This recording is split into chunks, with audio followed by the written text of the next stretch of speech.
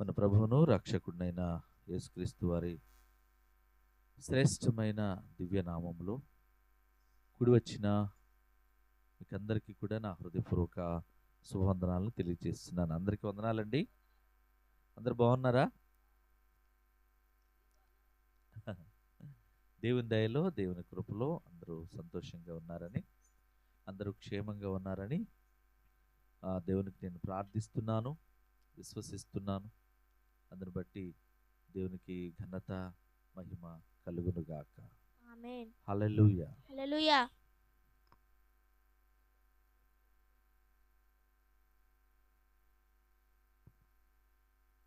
మంచిది.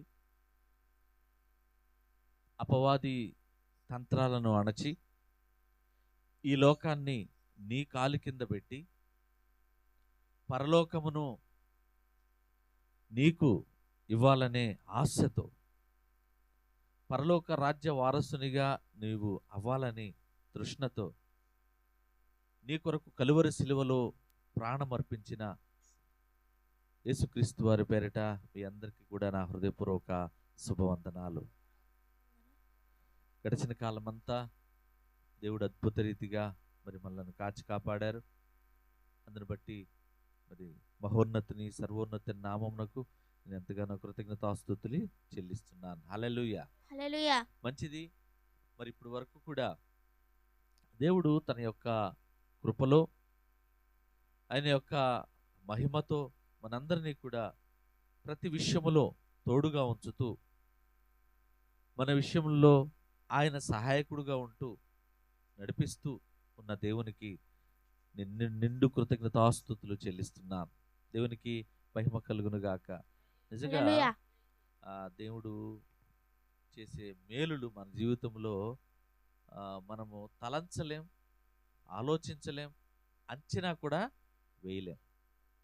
అటువంటి ఆ బృహత్తరమైన ప్రణాళికలను, మర్మమయ్యున్న ఆ కార్యములను,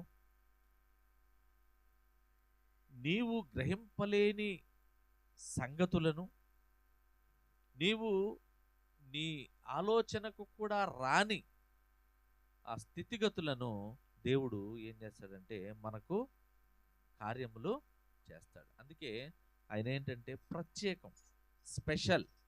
ఆయన ఏంటంటే ప్రత్యేకమైన వాడు. ఆ ప్రత్యేకమైన వాడు అందుకే నిన్ను లోకములో నుండి ప్రత్యేకపరుస్తున్నాడు. ముందేం చేస్తాడంటే నీవు అడగగానే అన్ని ఇచ్చేడు. ముందు నిన్ను ప్రత్యేకపరుస్తాడు, అంటే నిన్ను వేరుపరుస్తాడు. మురికిని, మంచినీటిని, అలాగే లోకాన్ని, పరలోకాన్ని, పాపాన్ని, పరిశుద్ధతను, సత్యమును, అసత్యమును, వ్యంగ్యమును, తగ్గింపును, బాధను, సంతోషమును, శ్రమను, ఆనందాన్ని, ఇలా దేవుడు ప్రతి విషయము వేరుపరుస్తాడు. క్షయము, అక్షయము వేరుపరుస్తాడు. వేరుపరచి ఆ తరువాత నిన్ను తన మార్గమునకు సరిపోయే విధంగా సరిదిద్దుతాడు. ఆ తరువాత ఆయన నీలోనికి ప్రవేశిస్తాడు. ఆ తరువాత కార్యము అంతకంతకు కార్యములు జరుగుతాయి. దేవునికి మహిమ కలుగునుగాక. పేతురు గారు నది ఒడ్డున వలలు సర్దుకుంటూ కనిపించాడు యేసుప్రభుల వారికి. వచ్చాడు, లోపల కూర్చున్నాడు. ఏ లోపల? దోణి లోపల కూర్చున్నాడు. దోణి ఎవరిది? పేతురు గారిది. ఆయన వెళ్ళి లోపల కూర్చుని కొంచెం అటు పోనీ బాబు పడవని అన్నాడు. అంటే యేసుక్రీస్తు వారు నీలోనికి రావాలి, ఆయన అడుగు పెట్టాలి. ఆయన నీలోనికి వస్తేనే కార్యములు జరుగుతాయి. ఆయన నీలోనికి రావాలి అంటే ఆయన మాట వినేటట్లుగా ముందర నిన్ను సరిదిద్దుతాడు. ఆ తరువాతే ఆయన వస్తాడు. నీకు నువ్వుగా ఆహ్వానించేటట్లుగా ఆయన చేస్తాడు. ఆయన వస్తాడు. వల పగిలిపోయి మోయలేనంత పెద్ద చేపలు పడి అంట. పేతురు గారు జాలరి. సముద్రం యొక్క ఆ అంచనా, ఆ నీటి ఒరవడి యొక్క నైపుణ్యత అంతా అతనికి తెలుసు. చేపలు ఎప్పుడు పడుకుంటాయి, ఎప్పుడు తిరుగుతాయి, ఎప్పుడు వల వేయాలి, ఏ నీరు ఎటువైపు ప్రవహిస్తుంటే చేపలు ఎటువైపు వెళతాయి, అనేక జాతుల చేపలు ఎక్కడెక్కడ ఉంటాయి, అన్నీ ఆయనకు తెలుసు. ఆయన జాలరి. అయినా కార్యం జరగలేదు. దేవుడు అడుగు పెట్టిన తర్వాత, యేసయ్య ధోనిలోకి ఎక్కిన తర్వాత ఆయనకు కార్యం, ఎలాంటి కార్యం? అంతకంతకు అభివృద్ధి. హల్లెలూయా. దేవునికి మహిమ కలుగును గాక. ఈ పునరుద్ధానపు దినమున నువ్వు ప్రత్యేకించబడాలి. నువ్వు ప్రత్యేకమైన వాడు. You are special. ప్రతి ఒక్కరు కూడా నీవున్న స్థితిని బట్టి నువ్వు బెంగపడదు. నీవున్న స్థితిని బట్టి నువ్వు అధైర్యపడవద్దు.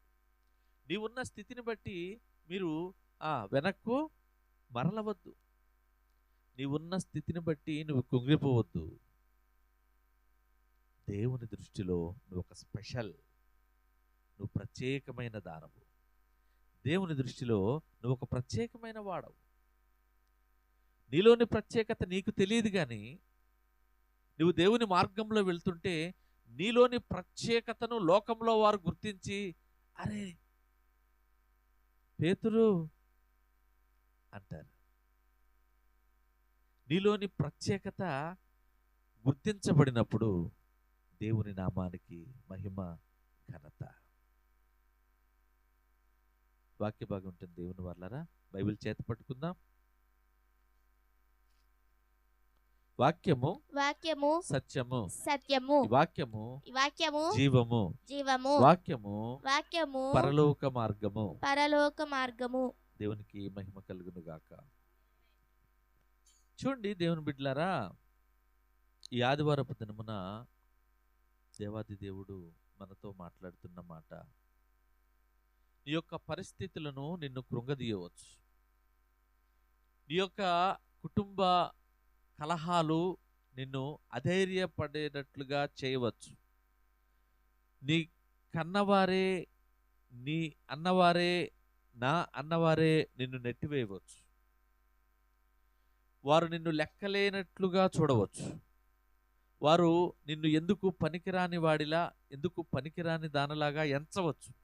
కానీ దేవుని దృష్టిలో నువ్వు ఒక స్పెషల్. దేవుని దృష్టిలో నువ్వు ఒక ప్రత్యేకమైన దానవు. నీ ప్రత్యేకత ఎప్పుడు జనులకు కనపడుతుందయ్యా అంటే, యేసయ్య నీలో ఉంటే ఆ ప్రత్యేకత నువ్వు కనపరుచుకోగలవు. యేసయ్య నీలో లేకపోతే, లోకం నీలో ఉంటే నిన్ను ఇంకా దూషిస్తూనే ఉంటారు. తగ్గింపు స్వభావంతో ప్రార్థనాపూర్వకమైన ఆ క్రీస్తును ధరించుకుంటే తప్పకుండా నువ్వు ఆదరించబడతావు, గౌరవించబడతావు, సన్మానించబడతావు, పూజింపబడతావు, కొనియాడబడతావు. ఇంకా లోకం నీలోనే ఉంటే దూషించబడతావు, కొట్టబడతావు, లాగబడతావు, జారబడతావు, నిన్ను మరణానికి పాత్రుల్ని చేస్తారు. లోకం ఏనాటికైనా అధోగతే. కనుక పరలోకానికి ఏకైక మార్గమైన యేసుక్రీస్తు వారిని మనము ధరించాలి. దేవునికి మహిమ కలుగునుగాక. చూడండి, యోహాను సువార్త 11వ అధ్యాయము 24, 25, 26 వచనములు చదివి దేవుని నామాన్ని ఘనపరచుకుందాం. మార్త ఆయనతో, అంత్యదినమున పునరుద్ధానమందు లేచునని ఎరుగుదుననెను. అందుకు యేసు, పునరుద్ధానమును జీవమును నేనే. నా యందు విశ్వాసముంచువాడు చనిపోయినను బ్రతుకును. బ్రతికి నా యందు విశ్వాసముంచు ప్రతివాడును ఎన్నటికిని చనిపోడు. ఈ మాట నమ్ముచున్నావా అని ఆమెను అడిగెను. దేవునికి మహిమ కలుగును గాక. ఈ మాటను నువ్వు నమ్ముచున్నావా అన్నాడు. అంటే విశ్వాసము ద్వారానే ఏముందని అర్థము?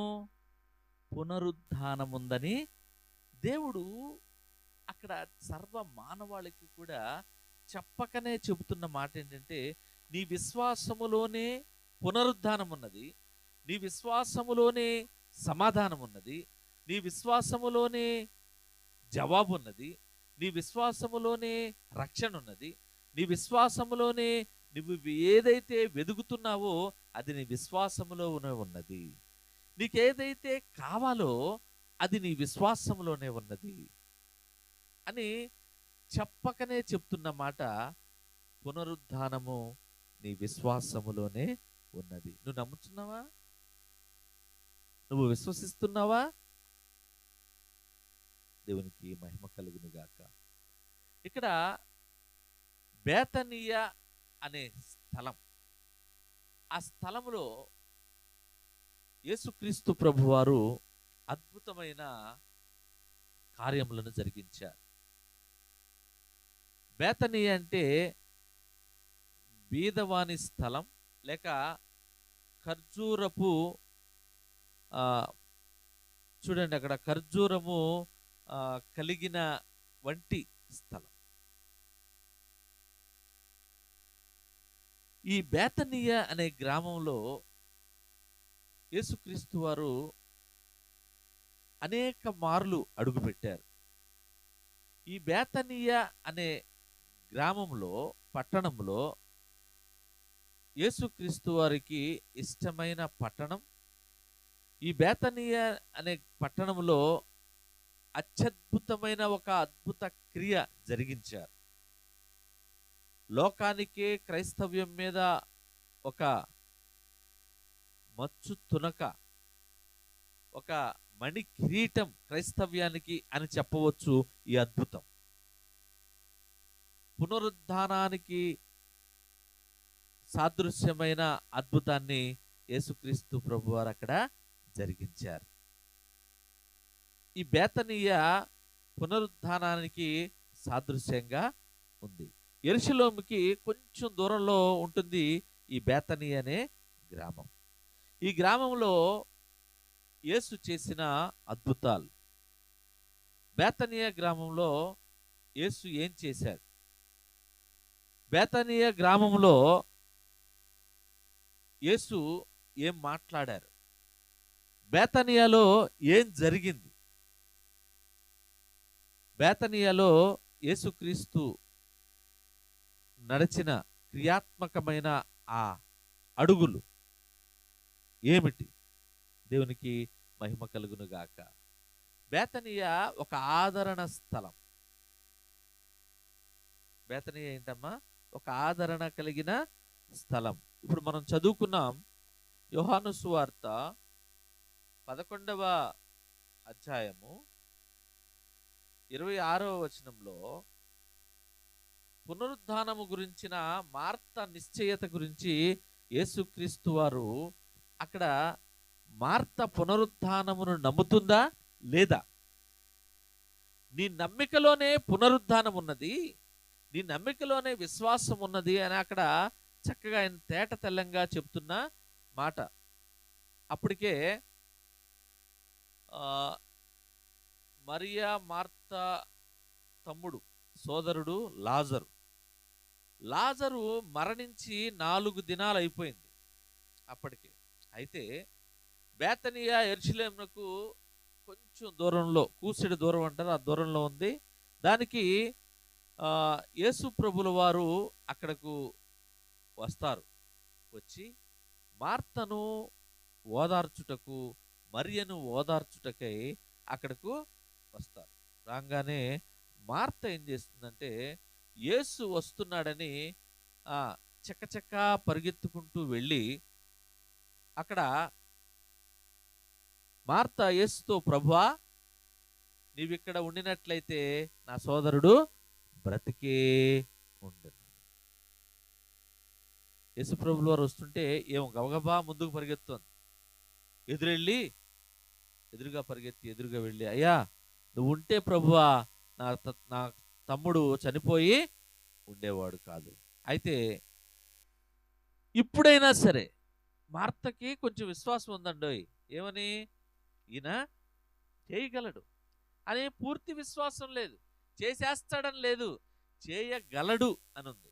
అయితే అప్పుడు మార్త అంటుంది, అయ్యా 4 రోజులు అయిపోయింది నా తమ్ముడు చనిపోయి, ఇప్పుడు వచ్చారు మీరు అంటుంది. అయినా పర్వాలేదు, ఇదిగో మీరు ఇప్పుడైనా పర్వాలేదు. చూడండి, ఇప్పుడే 22వ వచనం, ఇప్పుడైనను నీవు దేవుణ్ణి ఏమడిగినను దేవుడు నీకు అనుగ్రహించును అని నేను ఎరుగుదును అంటది. అయ్యా ఇప్పుడైనా పర్లేదు, 4 రోజులు అయిపోయింది కదా, ఇప్పుడైనా పర్వాలేదు, నీవు దేవుణ్ణి ఏమడిగితే చేస్తాడు ఇదిగో అని అంటుంది. అయితే యేసు అంటాడు, అప్పుడు యేసుక్రీస్తు వారు, నీ సహోదరుడు మరల లేతునని ఆమెతో చెప్పగా, నీ సహోదరుడు మరలా లెగుస్తాడు. మార్త ఆయనతో, అంచెదినమున పునరుద్ధానమందు లేచునని నాకు తెలుసు, చనిపోయినను. చూసారా మార్త యొక్క ఆ విశ్వాసం, విశ్వాసం. ఏ ఆఫ్? ఆమె పునరుద్ధానమందు ఆయన లేచినప్పుడు 2వ రాకడలో సమాధులు తెరవబడతాయి, మృతులు లెగుస్తారని తెలుసు కదా, ఆయన చెప్పాడు కదా. ఈ పునరుద్ధానం అదే అనుకుంటున్నావా? అయితే ఆమె అనుకుంటుంది, అయ్యా అందరూ చనిపోయినప్పుడు అంచెదినమందు, అంటే నువ్వు వచ్చే అంచెదిన కాలంలో అందరూ లెగుస్తారని తెలుసు కదా, అది నాకు తెలుసు విషయము అంటది. అప్పుడు యేసుక్రీస్తు వారు ఏమంటారంటే, అంచెదినమందు పునరుద్ధానమందు లేచునని ఎరుగుదును అనెను. ఎవరు? మార్త. అప్పుడు యేసు అంటాడు, పునరుద్ధానమును జీవమును నేనే, నా యందు విశ్వాసముంచువాడు చనిపోయినను బ్రతుకును. దేవునికి మహిమ కలుగును గాక. ఈ వాక్యభాగం వింటున్న దేవుని బిడ్డలారా, మనం జీవించే ఈ జీవిత కాలంలో మనకు ఎదురయ్యే ప్రతి పనిలో, మనకు ఎదురయ్యే ప్రతి అసమాధాన పరిస్థితుల్లో, మనకు ఎదురయ్యే ప్రతి విషయంలో మనం ఏం చేస్తామంటే మృతులు అయిపోతున్నాం, చనిపోయిన వారుగానే ఉంటున్నాం, ఏ కార్యమును నెరవేర్చుకోలేని వారిగా ఉండిపోతున్నాం. ఏ కార్యమును కూడా, ఏ పనిని యేసుక్రీస్తు ప్రభువారితో ప్రార్థించి ఆయన్ని ఒప్పించి ఆయన హృదయాన్ని ఇష్టపెట్టి గోజాడి పశ్చాత్తాపడి కన్నీరు కార్చి ఆయన పాదములు పట్టుకుని యాకోబు ఇశ్రాయేలుగా మారినట్లుగా మనము ఆయన పాదములు పట్టుకుని విడవకుండా, నువ్వు ఆశీర్వదిస్తేనే తప్ప, నువ్వు ఈ కార్యాన్ని చేస్తేనే తప్ప, నువ్వు వివాహమును జరిగిస్తేనే తప్ప, నువ్వు ఈ ఫలమును ఇస్తేనే తప్ప నేను నిన్ను వదలను అని అనలేకుండా అల్ప విశ్వాసంతో ఉండిపోతున్నాం.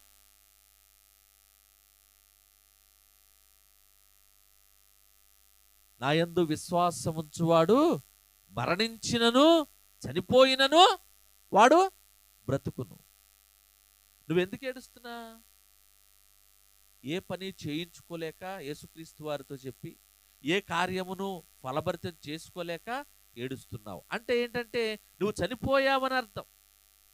నీ ఆధ్యాత్మిక స్థితి చనిపోయింది, నీ ఆత్మీయ స్థితి చనిపోయింది, నీ యొక్క ప్రార్థనా జీవితం తగ్గిపోయింది, నీ యొక్క నమ్మకము విశ్వాసం అనే జీవితం చనిపోయింది. కానీ నువ్వు విశ్వాసం ఉంచితే నీ కన్నీటి లోయల్లో కూడా, అగాధ జలముల్లో కూడా, నువ్వు ఎటువంటి స్థితిగతుల్లో ఉన్నా సరే ఆనందంగా బతికేస్తావండి, సంతోషంగా నడుస్తావండి, నీ కుటుంబాన్ని ధైర్యంగా ముందుకు తీసుకువెళ్తావండి. నా యందు విశ్వాసముంచువాడు చనిపోయినను బ్రతుకును. మరణకరమైన పరిస్థితుల్లో ఉన్నాం ఈనాడు. ప్రతి కుటుంబము కూడా దేవుని యందు విశ్వాసము లేక, జ్ఞానమును సంపాదించుకొనక, విశ్వాసం ఉంటే ఏంటమ్మా, ఆయన అన్నీ కూడా ఇస్తానంటున్నాడు. నువ్వు మరణకరమైన పరిస్థితులతోనే నువ్వు వాటితో పాటుగా నువ్వు నడుస్తున్నావు, కానీ వాటిని దాటి మరణకరమైన స్థితిగతులను అధిగమించి నువ్వు నడవలేకపోతున్నావు. కానీ ఈ ఆదివారపు దినమున నువ్వు ఆరాధించే దేవుడు నీ మరణాన్ని దాటి నడిపిస్తున్నాడు. నీ యొక్క అధః పాతాళ స్థితిని దాటి నడిపించే దేవుడు. నీకు వ్యతిరేకమైనదేదో, నిన్ను భంగపరిచేదేదో, నిన్ను నాశనం చేసేదేదో, ప్రతి విషయాన్ని దాటి నిన్ను నడిపించే దేవుడు నీ వాడు. ఈ ఆరాధనలో నువ్వు విశ్వాసం ఉంచితే నీ చనిపోయిన స్థితి మరల చిగురిస్తుంది. నువ్వు విశ్వాసం ఉంచితే నీ మరణము జీవముగా మారుతుంది. నీవు విశ్వాసం ఉంచితే నీకు అవ్వలేని కార్యములు ఈ రాత్రి దేవుడు చేయబోతున్నాడు. నువ్వు విశ్వాసం ఉంచితే నీ అనారోగ్యాన్ని ఈ రాత్రి దేవుడు బాగు చేయబోతున్నాడు. నీ విశ్వాసం ఉంచితే నీ యొక్క అల్పస్థితిని దేవుడు ఆ విశ్వాస స్థితిగా మార్చబోతున్నాడు. విశ్వాసం ఉంచిన వాడు చనిపోయినను మరలా బ్రతుకును. దేవునికి మహిమ కలుగును గాక.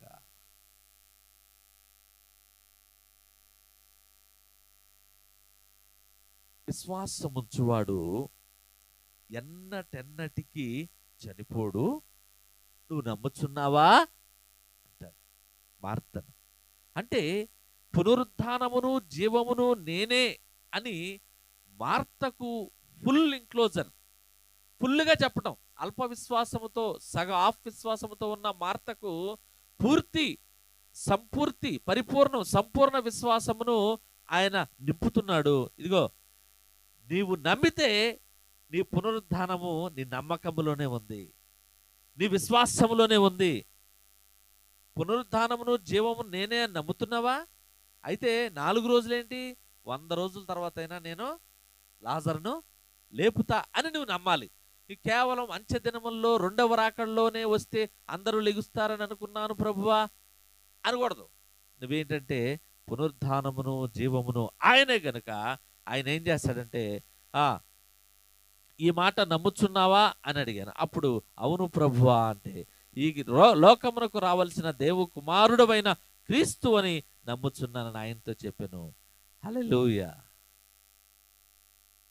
మార్తకు సంపూర్ణ విశ్వాసాన్ని ఇచ్చాడు. బేతనియలో లాజరును ఆయన జీవముతో నింపాడు. హల్లెలూయా.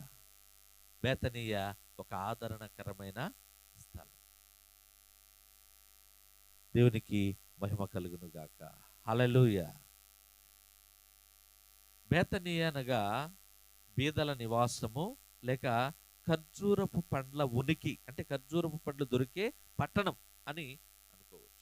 ఈ బేతనియ విశిష్టత ఏంటంటే, బేతనియాలో ఏం జరిగింది అంటే, బేతనియాలో ఒక యేసుక్రీస్తు వారి పునరుద్ధానమునకు సంబంధించిన అద్భుతాన్ని దేవుడు అక్కడ చేయించారు. బేతనియాలో కొత్త నిబంధనలో తరచుగా వివరించబడింది. బేతనియ కొత్త నిబంధనలో తరచుగా మనకు ప్రస్తావించబడింది. అయితే మేరీ మార్తా సోదరుడు లాజరు యొక్క ఒక మరణ పునరుద్ధానముల గురించిన సంబంధించిన క్రియ జరిగించడానికి దేవుడు ఒక అద్భుతమైన అవకాశాన్ని మేరీ మార్తకు ఇచ్చాడు. లాజరును ఉపయోగించి జీవమును నేనే, సత్యమును నేనే, మార్గమును నేనే అని మార్తకు తెలియచేసే విధంగా ఒక అద్భుతమైన ప్రణాళికను అక్కడ జరిగించారు. పునరుద్ధానం యొక్క అద్భుతమును అక్కడ జరిగించారు. చూడండి, ఆ బేతనీయ గ్రామంలో యేసుక్రీస్తు వారు ఒక అద్భుతమైన 7 కార్యాలు, 7 ఘట్టాలు ఈ పారాగ్రాఫ్లోనే లూకాసు వార్తలో కూడా ఉంటుంది. ఇక బయటికి వెళ్ళవలసిన పని లేదు, రిఫరెన్స్లు ఏమి కూడా చెప్పను. ఈ పారాగ్రాఫ్లో నుండే దేవుడు బేతనియాని ఎటువంటి స్థలంగా ఎంచి అద్భుతాలు చేశాడో మనం చదువుకుందాం. చూడండి, ఇక్కడ బేతనియా అనగా హీబ్రూలో ఏముందంటే అరబిక్ పేరు, హీబ్రూ కాదు. బేతనియాలో అరబిక్లో పేరు ఏంటంటే అల్ ఐజారియా. లాజరస్ నుండే ఈ పేరు ఉద్భవించిందని ప్రవక్తల నమ్మకం. అయితే బేతనియా అనగా హీబ్రూలో ఏంటంటే అత్తి పండ్ల ఇల్లు అని అర్థం. ఏం పండ్లు అండి? అత్తి, అరటి పండ్లు కాదండి. హీబ్రూలో అత్తి పండ్ల ఇల్లు లేక బాధల ఇల్లు అని అర్థం. ఇది బాగా అర్థమైంది మనకు. బాధలు అంటే మనకు ఉండేగా ఏమండి?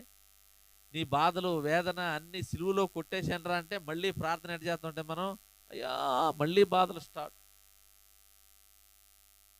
నీ సంతోషం సిలువలో ఉందంటే నా సంతోషం ఎక్కడ నేను వెతుకుతున్నానయ్యా అని సర్వ మానవాళి కూడా సంతోషం కోసం వెతుకుతున్నాం అంటారు.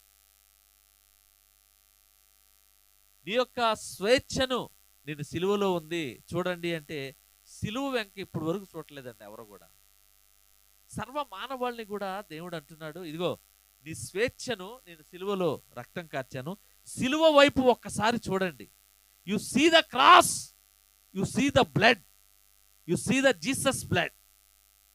క్రీస్తు రక్తమును ఒకసారి చూడండి, క్రీస్తు యొక్క సిలువను ఒకసారి చూడండి అంటే చూడటం కాదు కదా, చూసే వాళ్ళని కొట్టి చంపేస్తున్నారు. చూడండి ఎట్లా ఉన్నారు మానవులు. క్రీస్తును చూడండి అయ్యా, ఆయన సిలువను చూడండి అయ్యా, ఆయన రక్తమును చూడండి అయ్యా అంటే వీళ్ళు చూడకపోగా చూసేవాళ్ళని చూడనీయకుండా సిలువ వంక చూసేవాళ్ళని మళ్ళీ కొట్టి చంపేస్తున్నారు. చూడండి అని చెప్పిన వాళ్ళని కూడా వీళ్ళు ఏం చేస్తారంటే కొట్టి చంపేస్తున్నారు. ఎంత దారుణం అంటే, దేవునికి మహిమ కలుగును గాక. బేతనీయ దేవునికి ఇష్టమైన పట్టణం. బేతనీయలో దేవుడు ఉండడానికి ఇష్టపడ్డాడు. బేతనీయలో మార్తా మరియా ఇంట్లో ఒక అద్భుతమైన జీవము కలిగిన వాక్కులను ఆయన దయచేశారు. యెరూషలేములో యేసు త్వరలో అనుభవించబోయే బాధ, తర్వాత మరణముతో తర్వాత మరణము, తర్వాత శ్రమలు, తర్వాత సిలువ యొక్క త్యాగము, వీటన్నిటినీ ఈ బాధల ఇల్లు అన్న దానికి సరిపోయేటట్లుగా ఉంది కదా. అత్తిపండ్ల ఇల్లు అంటే ఇదేం ఇల్లు రా బాబా, ఇదేంటి చెప్తున్నారు హీబ్రూలో అనుకుంటారు. అది బాధల ఇల్లు అంటే అమ్మయ్యా మన కోవకి వచ్చేసింది అని అనుకుంటాం. అయితే అంతేకాదు కానీ బేతనియాలో లాజరు బేతనియాలో లేవడు గాని యేసును విశ్వసించిన వారికి పునరుద్ధానము మరియు నిత్యజీవం ఉందని ఆ లాజరు మరణం ద్వారా దేవుడు అద్భుత రీతిగా బేతనియాలో తెలియజేశాడు.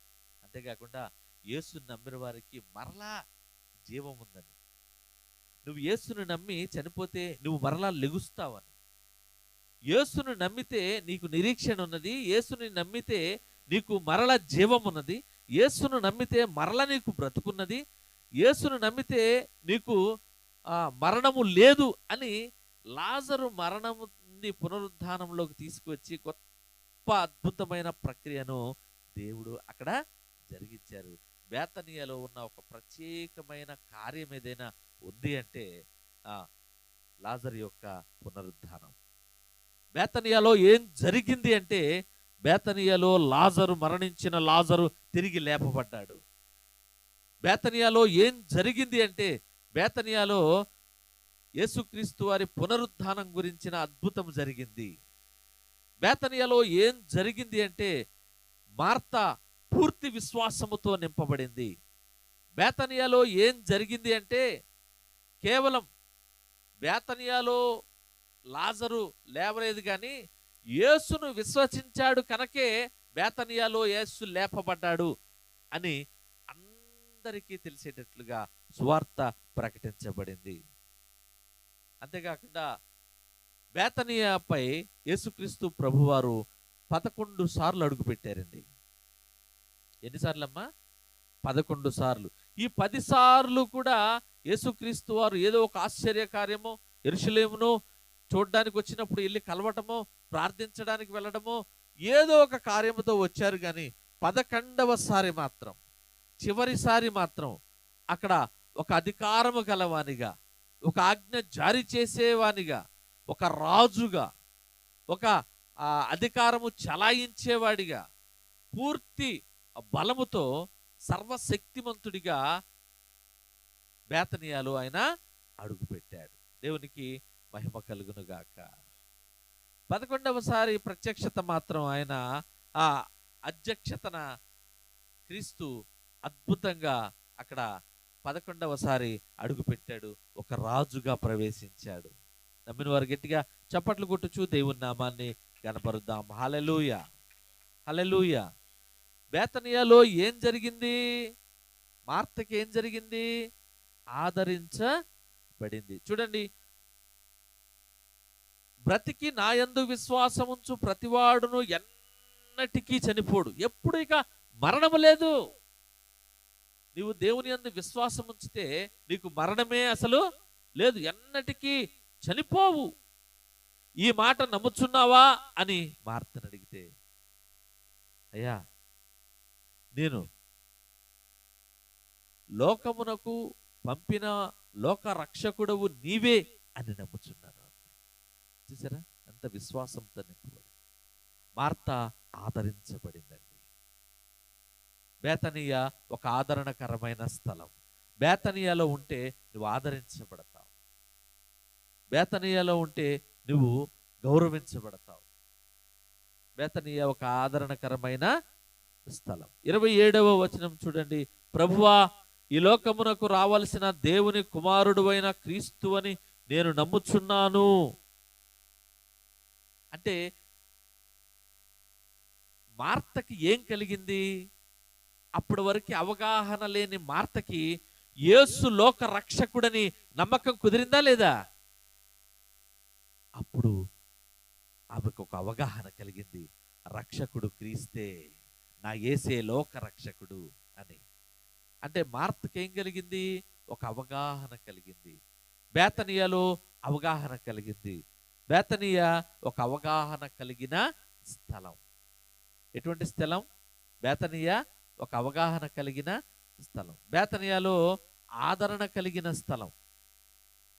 మార్తను ఆదరించిన దేవుడు, మార్తకు అవగాహన కలిగించిన దేవుడు. మూడో మాటను చూస్తే బేతనీయలో పునరుద్ధాన స్థలం. బేతనీయ మరణించిన లాజరును తిరిగి లేపిన దేవుడు. చూడండి 44వ వచనం చూడండి.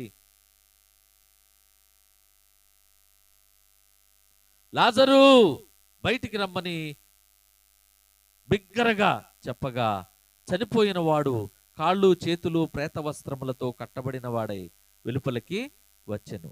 అతని ముఖమునకు రుమాలు కట్టి ఉండెను. అంతటా యేసు, మీరు అతని కట్లు విప్పి పోనీయుడని వారితో చెప్పెను.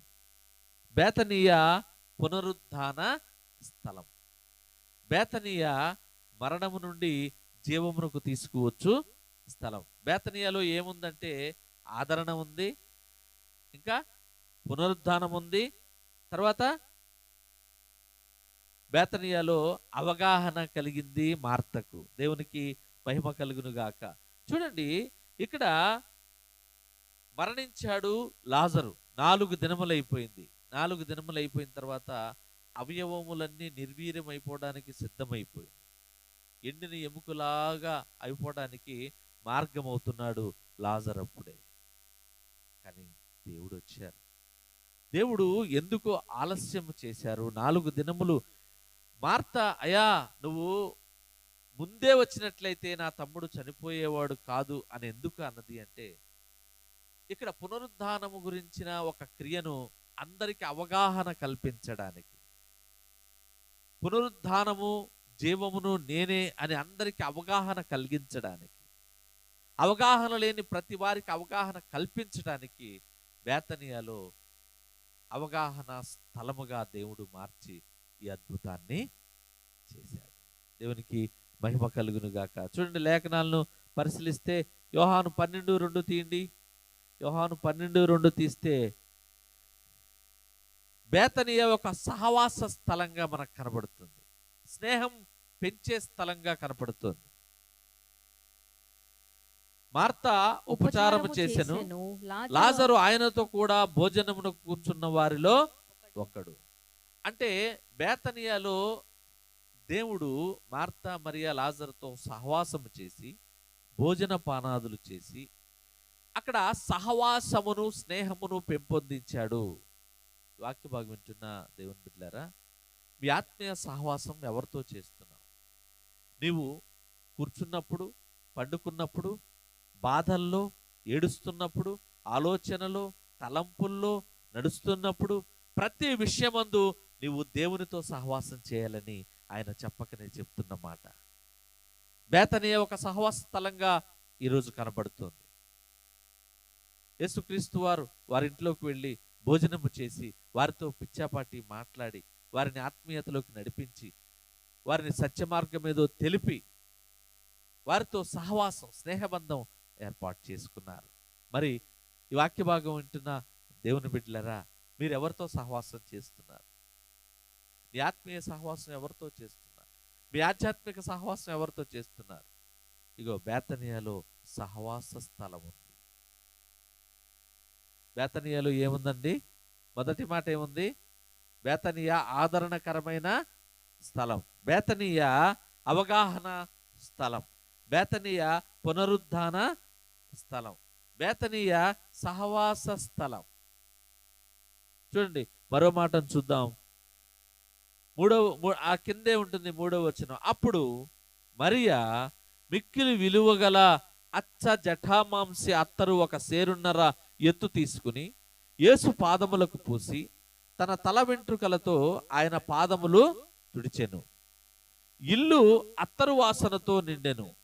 ఆయన శిష్యుల్లో ఒకడు ఆయనను అప్పగింపనయ్యున్న ఇస్కరియోతు యూదా, ఈ అత్తరెందుకు 300 దేనారములకు అమ్మి పేదలకు ఇయ్యలేదనెను.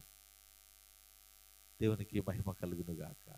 వాడిని నివారించి, ఇది నా పునరుద్ధానం నిమిత్తం ఆమె చేస్తుంది, నువ్వు నోరు మీరా ఇస్కరియోతు యూదా, నువ్వు దుష్టుడివి, దొంగవి, పాపివి అంటాడు దేవుడు.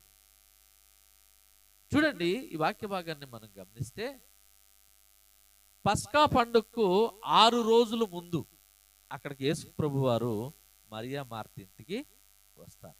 వచ్చినప్పుడు మార్త ఆ క్రీస్తుకు ఏదో ఉపచారం చేస్తూ ఉంది. లాజరు ఆయనతో కూడా భోజనం చేస్తున్నాడు. అప్పుడు మరియా మిక్కిలి విలువగల అచ్చ జటామాంసి, అత్తరులో కల్లా విలువగలది. ఇక దానికి మించిన అత్తరు, దానికి మించిన విలువగల అత్తరు, దానికి మించిన మంచి వాసన వచ్చే అత్తరు, దానికి మించిన మంచి సువాసన కలిగిన అత్తరు, దానికి మించిన దూరంగా సెంటు వాసన వచ్చే అత్తరు ఏది లేదండి. ఇక అటువంటి అత్తరు అచ్చ జటామాంసి అత్తరు. అది ఎన్ని దేనారాలంట? 100 దేనారాలు. అత్తరెందుకు? 300 దేనారములకు అమ్మి బేదలకు ఇయ్యవచ్చు కదా. ఏమండి, 300 దేనారాలంటే ఏమండి, దేనారము అంటే 150 రూపాయలు. అంటే ఇంచుమించు ఒక పైసా అటు ఇటుగా 150 రూపాయలు ఉంటుంది. 300 ఇంటూ 150 ఎంత? 45,000, 4,500. 300 ఇంటూ 150 అండి 4,500. అంతేనా?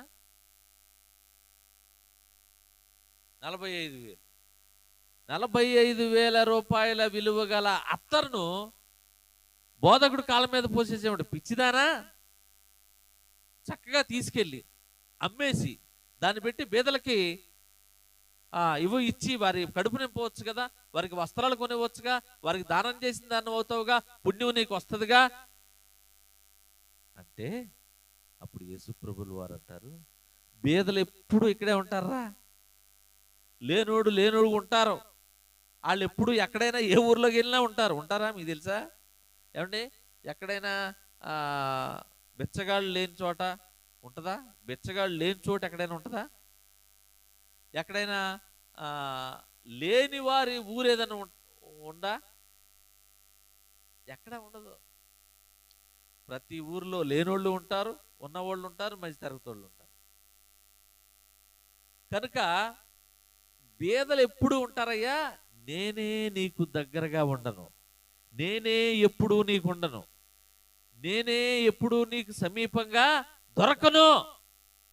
కనుకనే ఆమె ముందుగానే పునరుద్ధానపు సాదృశ్యపు క్రియను చేస్తుంది అని చెప్తాడు. దేవునికి మహిమ కలుగును గాక.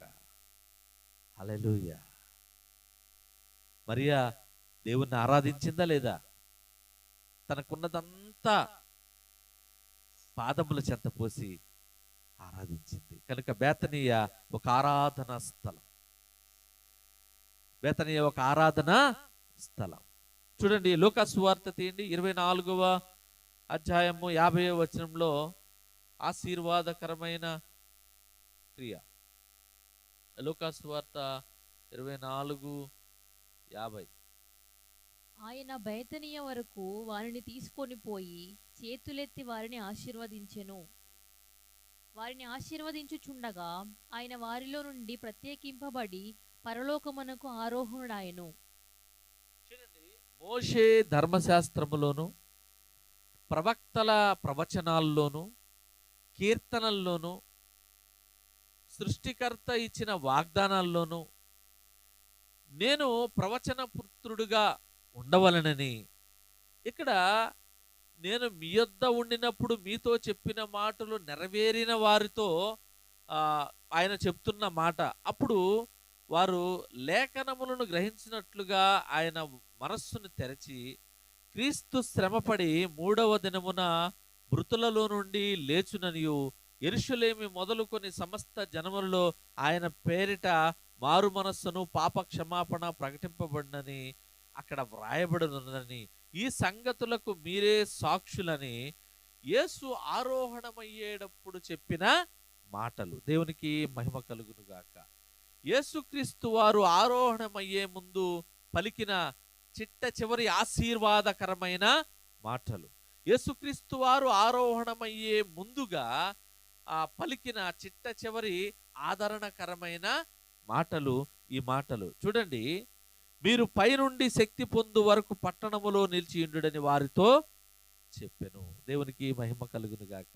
అప్పుడు ఆయన బేతనియా వరకు వారిని తీసుకొని పోయి చేతులెత్తి వారిని ఆశీర్వదించెను. ఇప్పుడు బేతనియా ఏమైంది? ఆశీర్వాద స్థలము అయ్యింది. బేతనియా ఆశీర్వాద స్థలమా కాదా? అక్కడ ఉన్న వారు అందరినీ, అంటే శిష్యులందరినీ పిలిచి వారికి మోషే ధర్మశాస్త్రంలోను ప్రవక్తల గ్రంథాల్లోనూ కీర్తనలోనూ నన్ను గురించి వ్రాయబడినట్లుగా నెరవేరాలని నేను ఆరోహణము అవుతున్నాను. బేతనియా ఒక ఆశీర్వాదకరమైన స్థలం. బేతనియా ఆశీర్వదించబడిన స్థలం. చూడండి, 51వ వచనం చదువుదాం.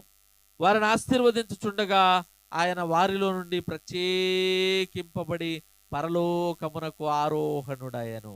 ప్రత్యేకింపబడ్డా లేదా? ఎవరిలో నుండి?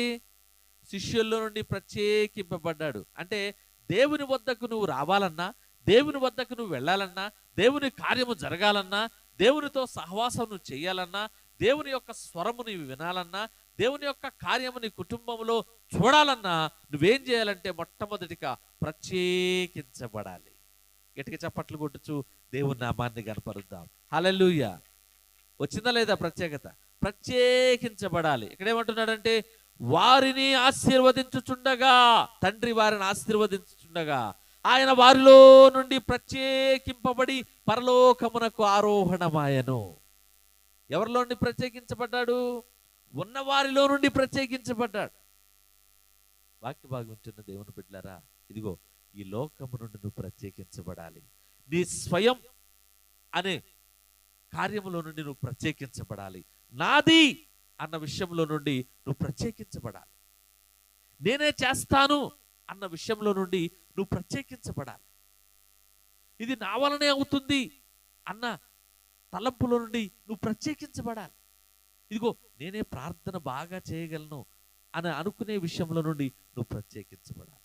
నేనే పాటలు బాగా పాడగలను, నేనే పాటలు బాగా రాయగలను అన్న విషయంలో నువ్వు ప్రత్యేకించబడాలి. ఇదిగో నాలాగా ఎవరు మాట్లాడలేరు, నాలాగా ఎవరు చెప్పలేరమ్మా అంటారు చూసారా? ఇదిగో వారిని ఏం చేయాలంటే వారిలో నుండి వారు ప్రత్యేకించబడాలి. ఈ లోకాచారము నుండి, లోక సంగతుల నుండి, లోక విషయాల నుండి, లోక ఆశల నుండి, ఈ లోకం యొక్క ప్రతి విషయం నుండి నువ్వు ప్రత్యేకించబడాలి. నువ్వు విభాగింపబడాలి. ఈ లోకము నుండి నువ్వు పక్కకు రావాలి. ఈ లోకము నుండి నువ్వు నెట్టివేయబడాలి. నువ్వు తోస్తే వెళ్ళి ఎక్కడ పడాలంటే పరలోకంలో పడాలండి. దేవునికి మహిమ కలుగును గాక. అంటారు కదా, తంతే ఎక్కడ పడతారండి? బూరెల బుట్టలో పడ్డారంటారు పెద్దోళ్ళు, అవునా? అలాగే నువ్వు తోస్తే ఎక్కడ పడాలంటే పరలోకంలో పడాలి. అటువంటి విశ్వాస్యత మనకు రావాలి. దేవునికి మహిమ కలుగును గాక. ఇవన్నీ బేతనీయ ఎందుకు చెప్పారు అంటే, ఈ బేతనీయ ఎందుకు ఇంత ఆశీర్వాదకరమైన స్థలం, బేతనీయ ఆదరణకరమైన స్థలం, బేతనీయ ఆశీర్వాదకరమైన స్థలం, బేతనీయ అవగాహన స్థలం, బేతనీయ ఆరాధనా స్థలం, బేతనీయ సహవాస స్థలం, బేతనీయ ఆరోహణ స్థలం ఎందుకయ్యిందయ్యా అంటే, యేసుక్రీస్తు ప్రభువారు చిట్ట చివరి చేసే కార్యమైన, యేసుక్రీస్తు ప్రభువారు ఆరోహణమయ్యే చిట్ట చివరి ఆ విషయాలైనా, యేసుక్రీస్తు ప్రభువారు ఆరోహణమయ్యే చిట్ట చివరి సంగతులైనా, యేసుక్రీస్తు ప్రభువారు ఆరోహణమయ్యే చిట్ట చివరి మాటలైనా, ఆ యేసుక్రీస్తు ప్రభువారు ఆరోహణమయ్యే చిట్ట చివరి తలంపులైతే ఏమైతే ఉన్నాయో అవన్నీ కూడా బేతనీయలో ఉన్నవి. అందుకని బేతనీయ ఆశీర్వదించబడిన స్థలమైంది, బేతనీయ ఒక సహవాస స్థలమైంది, బేతనీయ ఆదరణకరమైన స్థలమైంది, బేతనీయ ఆశీర్వదించబడిన స్థలమైంది, బేతనీయ ఆరోహణ స్థలమైంది, బేతనీయ పునరుద్ధాన స్థలమైంది. దేవునికి మహిమ కలుగును గాక. ఇదే బేతనీయ. బేతనీయలో దేవుడు ఏం చెప్తున్నాడంటే, వారిని ఆశీర్వదించాడు, ఆశీర్వదించి వారిని ప్రత్యేకపరిచి. హల్లెలూయా. అమ్మా, వాక్యభాగం ఉంటున్న దేవుని బిడ్డలారా, ప్రత్యేకముగా ఉంటున్నారా? మీరు ప్రత్యేకముగా ఉండాలి. ఎందుకంటే you are special, you are special. నువ్వు ప్రత్యేకమైన దానివి. లోకంలో నీ వంటి వారు ఎవరు లేరండి. లోకంలో నీలాగా మాట్లాడేవారు ఎవరు లేరు. లోకంలో నీలాంటి కన్నులు ఎవరికీ లేవు. లోకంలో నీలాంటి ముక్కు ఎవరికీ లేదు. లోకంలో నీలాంటి నడక ఎవరికీ లేదు. లోకంలో నీలాంటి రూపము లేదు. ఈ లోకంలో కొన్ని కోట్ల మంది జనాభా ఉండగా, ఈ కొన్ని కోట్ల మంది మనుష్యులు నీ వంటి రూపము దాల్చి ఉండగా, నిన్ను పోలిన వారు ఎవరూ లేరండి. ఇది దేవుని యొక్క ప్రత్యేకత.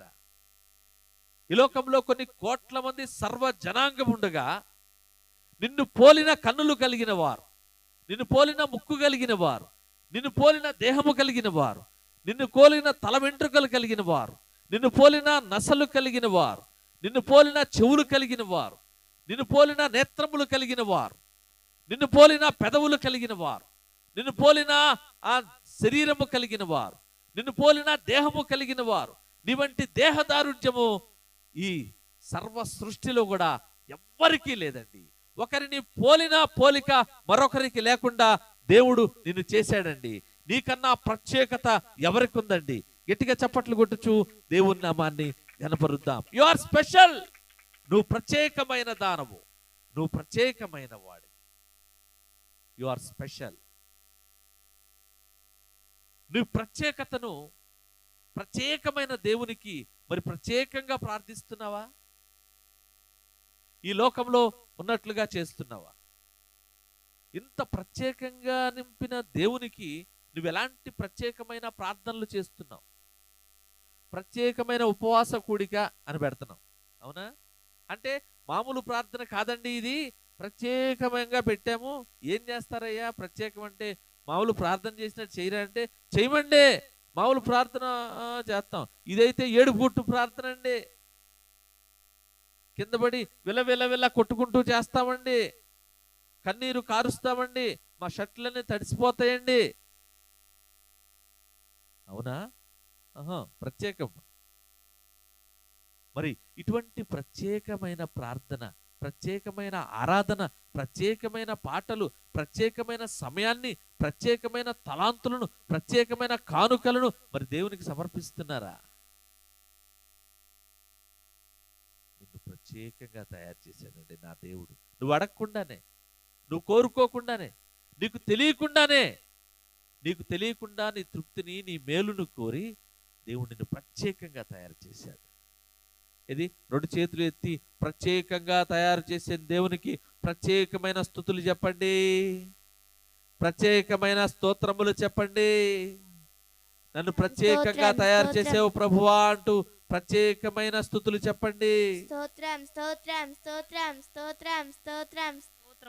ఇది ఒకసారి చెప్పండి, నన్ను ప్రత్యేకంగా తయారు చేసావు ప్రభువా, నన్ను ప్రత్యేకంగా తయారు చేసావు నన్ను ప్రభువా. ప్రత్యేకంగా కట్టావు ప్రభువా, నన్ను ప్రత్యేకంగా కట్టావు నన్ను ప్రభువా. ప్రత్యేకంగా నిర్మించావు తండ్రి. నన్ను ప్రత్యేకంగా యా, నీ నిర్మించావు తండ్రి. ప్రత్యేకతకు నా స్తుతులు ప్రభువా, నీ ప్రత్యేకకు నా స్తుతులు ప్రభువా. నమస్కారాలు ప్రభువా. నమస్కారాలు ప్రభువా. ఎంతైనా పూజించదగిన దేవుడవు తండ్రి. ఎంతైనా పూజింపదగిన దేవుడు నీ తండ్రి. నామమునకే నీ నామమునకే మహిమ మహిమ ఘనత ఘనత కలుగునుగాక తండ్రి. కలుగునుగాక తండ్రి. మమ్ములను మమ్ములను మీ నామానికి మీ నామానికి మహిమగా మహిమగా మార్చండి ప్రభువా. మార్చండి ప్రభువా.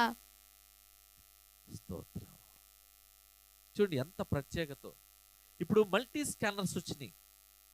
సూపర్ స్పెషాలిటీ హాస్పిటల్స్ లో మల్టీ స్కానర్స్ వచ్చినాయి. మనిషి అవయవములో ఏమున్నవో మొత్తం నరములలో ఏమున్నవో కూడా తెలిపేది చూపించే multi scanners, super speciality multi scanners వచ్చేసినాయి.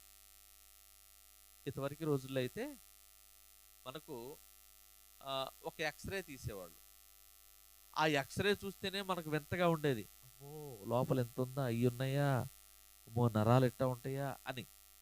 కానీ ఈనాడు నీకు పుట్టబోయే బేబీ గ్రోత్ ఎలా ఉందో కూడా స్క్రీన్లో చూపిస్తున్నారు. మరి నీ నరములలో, ఎముకలలో, మూలుగుల్లో, నీ తలలో ఏముందో కూడా స్క్రీన్స్ లో చూపిస్తున్నారు మల్టీ సూపర్ స్పెషాలిటీ స్కానర్స్ ద్వారా. కానీ ఎన్ని స్కానర్లు వచ్చినా నా దేవుని యొక్క రూపు, నా దేవుని యొక్క పోలిక, నా దేవుని యొక్క మార్పు ఎవరు కూడా చేయలేదండి. దేవునికి మహిమ కలుగునుగాక. హల్లెలూయా. You are special. నువ్వు ప్రత్యేకమైన వాడు. బేతనియా ఎందుకు ప్రత్యేకమైన స్థలముగా మారింది అంటే, యేసుక్రీస్తు వారు ఆరోహణమయ్యే ముందు ఆ బేతనియాలో జరిగిన అద్భుతమైన పునరుద్ధాన దృశ్యాలను, పునరుద్ధాన కార్యములను, పునరుద్ధానముకు సంబంధించిన ఆ లాజరు మరణమును మనకు జ్ఞాపకం చేశారు. అందును బట్టి స్తోత్రం. వాక్యభాగం ఉంటున్న దేవుని బిడ్డలారా, నువ్వు ఎలా జీవిస్తున్నావు? నీవు దేవునిపై ఎలాంటి నమ్మకం కలిగి ఉన్నావు? నీవు దేవునిపై ఎలాంటి విశ్వాసముతో ప్రార్థిస్తున్నావు? నువ్వు నమ్ముకున్న దేవుడు, నీతో మాట్లాడుతున్న దేవుడు రోషము కలిగిన దేవుడు, జీవము కలిగిన దేవుడు, మహిమ కలిగిన దేవుడు, మంటిని మహిమగా మార్చిన దేవుడు. దేవునికి మహిమ కలుగునుగాక. హల్లెలూయా. నువ్వు నమ్ముకున్న దేవుడు నిన్ను బ్రతికించే దేవుడు, నిన్ను నీ రూపు మార్చగలిగిన దేవుడు. నువ్వు నమ్ముకున్న దేవుడు నిన్ను బ్రతికించే దేవుడు. హల్లెలూయా.